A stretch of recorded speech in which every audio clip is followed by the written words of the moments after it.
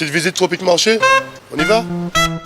Alors on a le rayon jus, avec les sirops, tout ce qui suit. On a des ignames blanc, igname France, igname jaune, avocat, patates douces, des cives, persil, bananes, christophine, riz, haricots, la pâtisserie, le poisson, le lambi, attention, et les boudins, les acras. On va prendre un peu des épices, boudin, sauce chien, graines à roussir, colombo, pâte à colombo, sauce colombo et tous nos fameux piments aussi, des vrais piments.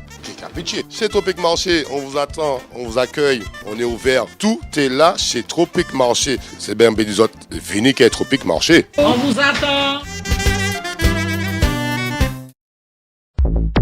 Guadeloupe, actualité.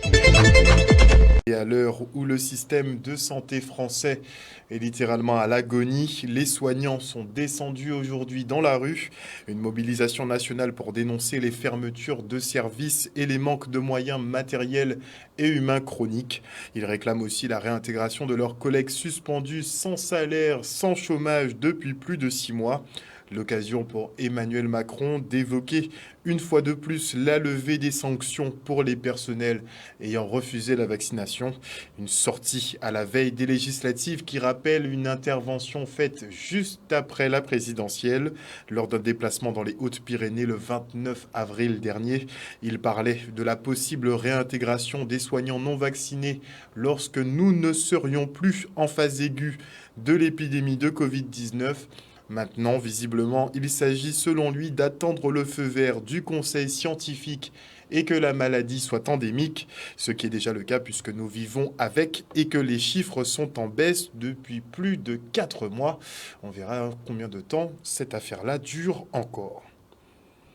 Et à l'occasion de la Semaine nationale de l'artisanat, la Chambre des métiers met en lumière un métier vieux de plus de 2000 ans, la maréchalerie. Le centre équestre d'Anse-Bertrand a ouvert ses portes au public qui a découvert un nouveau talent d'Alex Catherine, devenu maréchal ferrant d'un jour. Le reportage.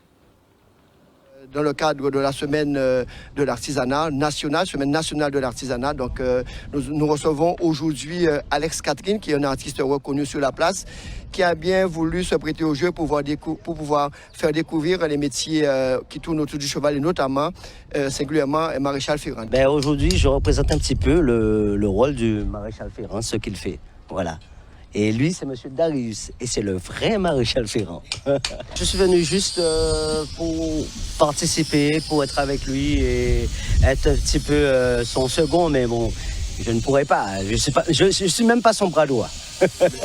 On a choisi, avec la Chambre de métier, de mettre en avant la maréchalerie et de développer cette formation sur le Nord-Grande-Terre afin d'inciter les jeunes à s'investir dans l'équitation, dans le milieu du cheval et qu'ils découvrent également tous les métiers qu'il est possible de faire autour du cheval. Donc c'est un métier novateur, c'est des métiers qui sont, qui arrivent sur le marché.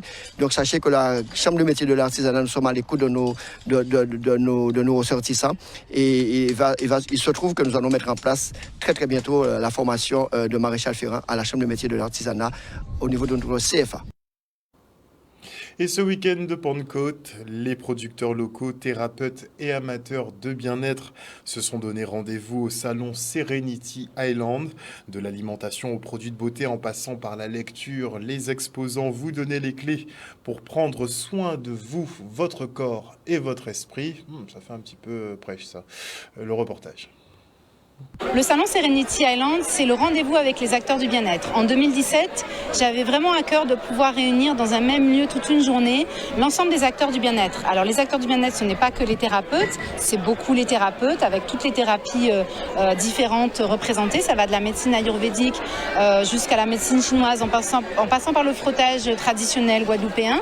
Mais c'est aussi les cosmétiques naturels qui sont faits localement. C'est aussi l'alimentation végétale locale. On a des créateurs aujourd'hui, que ce soit en cosmétique ou en alimentation, qui font des choses extraordinaires avec les produits locaux. C'est aussi les initiatives citoyennes et développement durable, parce que quand on s'occupe de soi, on doit aussi s'occuper de notre belle Guadeloupe et notamment de son environnement. Donc l'objectif, c'est dans un même lieu de présenter une quarantaine d'exposants qui œuvrent tous dans ce sens. Sur le stand Zayana Guadeloupe, donc on est un groupe de 6 partenaires qui vendent des produits cosmétiques à base d'huile de marc de café.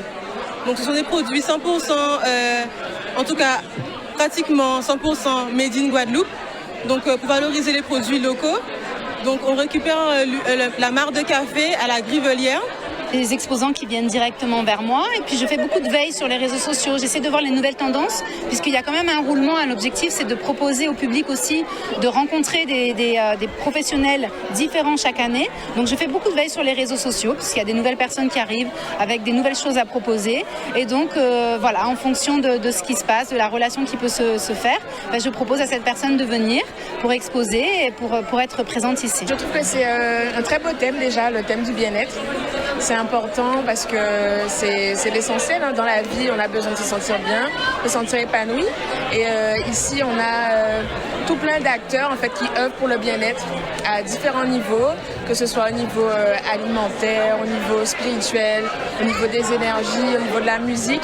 Et on découvre plein de choses. Donc ça a vraiment pris de l'ampleur et c'est vrai que tout ce qui est naturel, prendre soin de soi, son mieux-être, travailler, manger local, s'intéresser aux cosmétiques artisanales, c'est devenu tendance parce qu'en fait, les gens sont en recherche de sens et d'authenticité dans leur vie. Et notamment dans notre région Caraïbe et plus spécifiquement en Guadeloupe, on a tout ce dont on a besoin et les gens sont en train de prendre conscience de tout cela. On a vraiment tout ce dont on a besoin. Et on enchaîne avec le rallye de l'environnement des élèves de SECPA du collège Joseph Pita. Et les jeunes ont beaucoup apprécié les ateliers en plein air autour de la préservation des milieux naturels. Ils visent aussi peut-être de nouveaux métiers compte tenu des activités qu'ils ont réalisées. Regardez. Alors cette journée qui est le rallye de l'environnement, c'est une journée qui permet de sensibiliser nos jeunes collégiens issus de la SECPA du collège Pita aux gestes environnementaux, aux gestes citoyens. Mais en fait, cette journée clôture en fait un grand programme, une grande action qui est l'accordé de Réussite Plus, qui permettait à nos jeunes élèves à besoins éducatifs particuliers de découvrir notre environnement, de découvrir notre patrimoine, de découvrir aussi les arts, afin de leur donner de l'ambition et d'ouvrir le champ des possibles. Ça change d'aller à l'école tous les jours, de commencer à 7h et de finir à 17h. Ça peut nous divertir et ça nous apprend des choses. Mais je suis ravie en tout cas d'être là ce matin avec les élèves et avec les équipes éducatives parce qu'ici il s'agit d'une opération assez exceptionnelle et qui montre aussi l'intérêt d'une cité éducative puisqu'il s'agit avec des élèves qui sont à besoins éducatifs particuliers de travailler avec eux et c'est une action qui s'est déroulée tout au long de l'année. Il s'agissait de découvrir des métiers, il s'agit ici de travailler aussi à la remotivation de certains élèves, de donner aussi du sens à tous les apprentissages qu'ils ont et aujourd'hui de participer à ce rallye environnement. Alors ce que j'attends c'est de l'engagement des élèves, c'est qu'ils aient aussi des rêves, qu'ils aient de l'ambition. Cela permettra aussi d'ouvrir le champ des possibles et en fait ils vont se construire au fur et à mesure à travers ce type d'action. Ça permettrait de ce qu'on fait, ça permettrait de pouvoir avoir un métier. Et comme maître nageur, on pourrait gagner de l'argent. On vous paye l'heure où il faut surveiller et voilà. Alors on attend de ces actions, bien sûr, une prise de conscience aussi des élèves de tout le potentiel en termes d'emploi.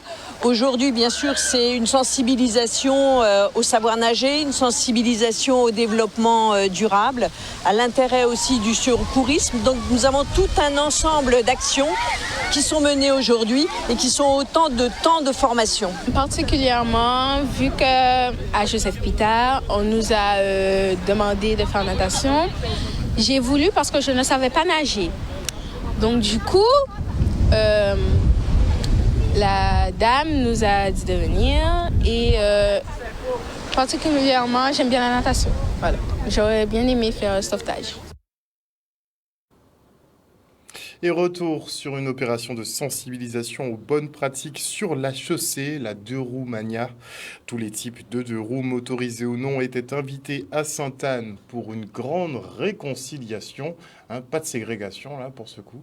Le reportage.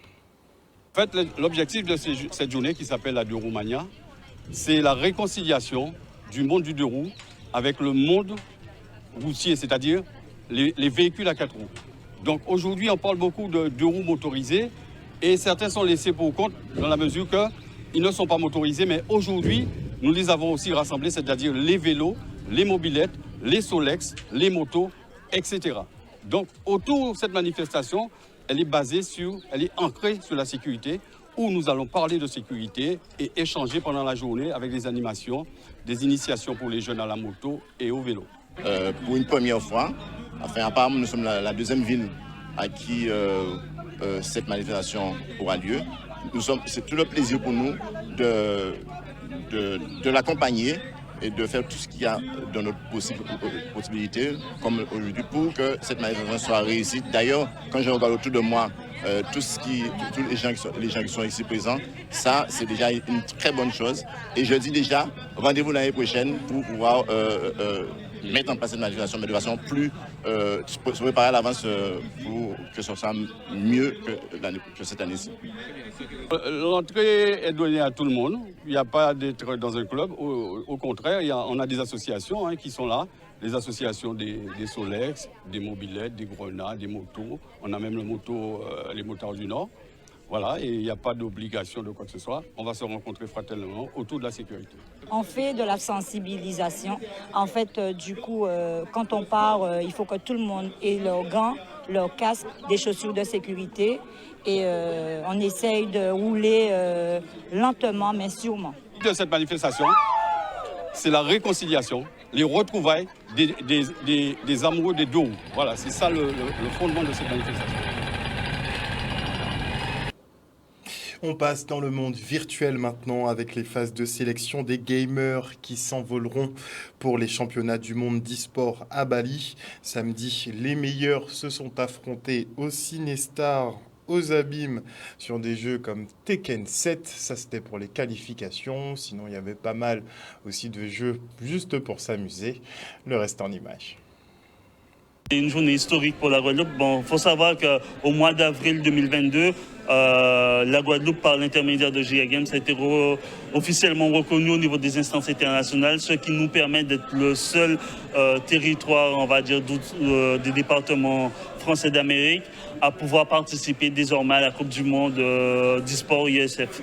Donc, ça va commencer par décembre 2022 où le champion aujourd'hui, ou la championne à Tekken, partira représenter la Guadeloupe sur Tekken 7. Mais aussi aujourd'hui, cette journée d'aujourd'hui à Cinestar permet aux meilleurs sur eFootball, sur Just Dance également sur Tekken, d'être en sélection Guadeloupe officiellement e-sport pour se confronter aux meilleurs les 1er de juillet à Laura Flessel à Petit-Bourg pour les Giga Games Kanak Sport Series. Honnêtement, pour aller à Bali, c'est vraiment une belle chose qu'on a la chance d'avoir, qu'on nous propose aussi, surtout en Guadeloupe. Effectivement, comme vous l'avez dit, je suis allé à Las Vegas déjà, aller participer au plus grand tournoi du monde. Et en fait, je pense que ça peut nous amener une très belle expérience de réussir à aller à Bali pour le moment. Et puis, ouais, et surtout aujourd'hui, il y a vraiment beaucoup de niveaux aussi. Donc, je pense que ça va être un beau tournoi aussi. Je suis ici pour participer au jeu de Tekken en tant que fille. Et là, je me prépare avec les garçons, mais je compte aller au duel avec les filles. Parce que je joue, alors pas quotidiennement, mais je joue quand même de temps en temps avec mon copain. Et du coup, pourquoi pas essayer pour gagner un voyage? Pour Bali, on a deux opportunités. Donc aujourd'hui, directement, Giga Games sélectionnera le meilleur avec les instances internationales. Donc le champion, la championne qualifié d'office pour Bali. Après, on a un deuxième volet au mois de juillet qui va nous permettre de nous confronter aux autres d'Amérique latine, donc en Argentine. Et là, si on fait partie des meilleurs, on va décrocher encore deux autres sésames pour Bali. J'ai quand même envie de voir quel est mon niveau dans le jeu. Je sais que je suis pas une pro, c'est parce que je joue pas quotidiennement, comme je vous disais, mais je sais que je me débrouille quand même pas mal. Donc voilà, j'aimerais quand même gagner pour montrer mes capacités dans le jeu. Pour mon niveau, regardez sur les différents jeux que je joue, parce que je ne joue pas uniquement qu'aux jeux de combat, je joue à tous les jeux de versus, FPS, même pour les jeux de course. Certains disent que la Guadeloupe et la Martinique peuvent pas s'entendre. On montre les jeunes autour de l'e-sport, on peut s'entendre et on travaille très bien en collaboration, notamment avec nos confrères de la Martinique de Rising Group. Et au-delà des hommages à Mansoso ou à Vélo, la ville de Bémao célèbre la fête du Gros Cas. La journée de dimanche était consacrée à cet instrument patrimonial, une sorte de résistance culturelle, comme ils disent. Le reportage.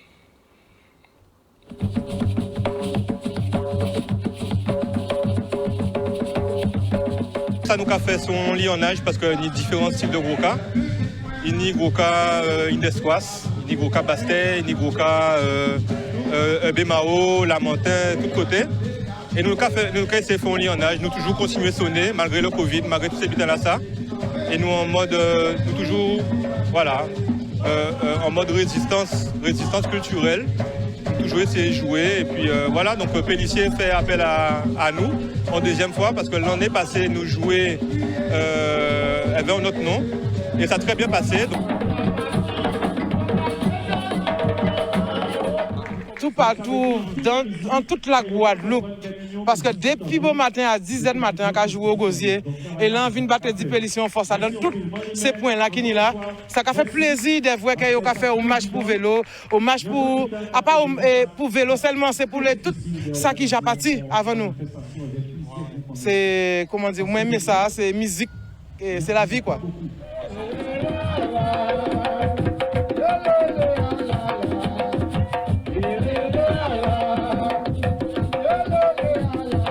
Nous avons un service culturel qui s'attache énormément à faire en sorte qu'il y ait une démocratisation de la culture sur le territoire de la ville de Bemao. Ça correspond d'ailleurs aux grandes orientations que j'ai fixées. Faire en sorte aussi que le territoire soit animé et créer une certaine cohésion sociale.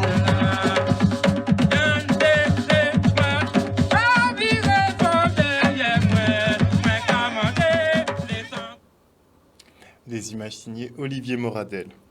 Et on souhaite maintenant un très joyeux anniversaire à Émilienne Bécarmin qui fête ses 111 ans cette année. C'est carrément la doyenne du club des centenaires. Tiens, cette femme qui traverse les siècles était marchande de fleurs et de légumes sur les marchés de Basse-Terre et Pointe-à-Pitre. Ses enfants et petits-enfants se demandent effectivement le secret de sa longévité, peut-être le maintien d'activité, peut-être la nourriture, on ne sait pas exactement.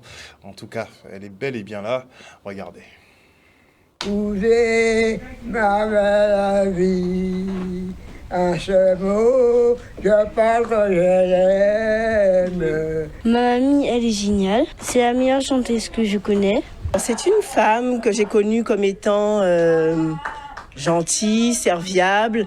Après, c'est vrai que c'est plus ma mère qui allait la voir en tant que sa grand-mère et mon grand-père. C'est à travers ces personnes-là que je l'ai plus connue. C'est une femme adorable. Et jusqu'à maintenant, on n'a jamais eu de disputes ni des difficultés. Mon mari adorait sa maman. Et jusqu'à maintenant, nous, on le voit comme ça, mais on n'a même pas envie de la laisser partir tellement qu'elle a toujours été gentille. Est-ce elle disait avoir un secret? Peut-être que papy, il sait. Hein? Papy, il sait peut-être si elle avait un secret, qu'elle donnait son secret de longévité. Mais je pense que, vous savez, on était beaucoup plus actifs avant.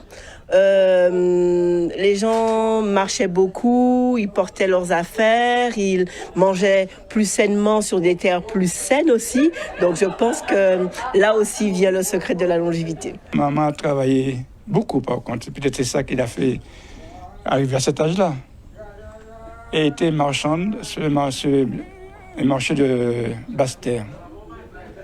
Et elle vendait des marchandises, c'est-à-dire des fleurs, des légumes, etc. quoi. Et donc, elle a beaucoup travaillé, tout ce qu'elle peut dire. Elle a bien travaillé dans sa vie. Elle était marchande des fleurs, marchande des légumes et tout. Elle fait des Pointe-à-Pitre, Basse-Terre. À un moment, elle était à Basse-Terre. À un moment, elle était à Pointe-à-Pitre étant jeune et tout. Et elle a toujours bien vécu. Elle était mariée. Elle a bien vécu aussi avec son mari. Elle a bien élevé ses enfants. Je sais qu'elle a 111 ans. Elle doit partir tôt ou tard, comme nous-mêmes, on doit partir. Mais tant qu'elle est là, on aurait bien voulu que ça continue. Elle n'est pas pressée, comme nous autres d'ailleurs. Et petit focus avant de se quitter sur Richard Vialat, artiste peintre qui expose à Sainte-Anne. Il vous invite à découvrir ses œuvres assez singulières en 2 et 3 dimensions pour lesquelles il vous faut des lunettes, carrément. Le reportage. Le procédé de cette restitution du relief repose sur le décalage subtil entre 2 images, l'une perçue par l'œil gauche en filtre rouge, l'autre perçue par l'œil droit en filtre bleu. Voilà. Mais je tiens à dire, par contre, c'est très important, que les peintures ne sont pas du tout conditionnées à la vision en relief. D'ailleurs, elles pourraient s'appeler des peintures 2D, 3D, ce qui serait plus exact comme appellation. Et donc, on peut les regarder, il faut les regarder normalement, sans les lunettes, les apprécier pour leur esthétique, on va dire, particulière. Et puis, si on met les lunettes, en prenant son temps, parce que j'invoque le temps long, et la peinture, après tout, est le médium du temps long. Et si on prend un petit peu de distance, qu'on se laisse bercé par la peinture, aller. Alors on voit certains décrochages de plans, parfois surgissants, c'est-à-dire qu'il y a certains tableaux, il y a vraiment des éléments qui sortent du champ du tableau, et puis parfois plus subtils, plus délicats, avec simplement un étagement, on va dire, des plans. Alors ça m'a vraiment plu, parce que grâce à ces lunettes, on est vraiment plongé dans un univers.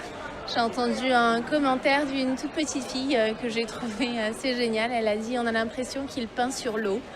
Il y a ce mouvement, on se positionne à différents angles et finalement on a l'impression que les objets qui sont en relief bougent.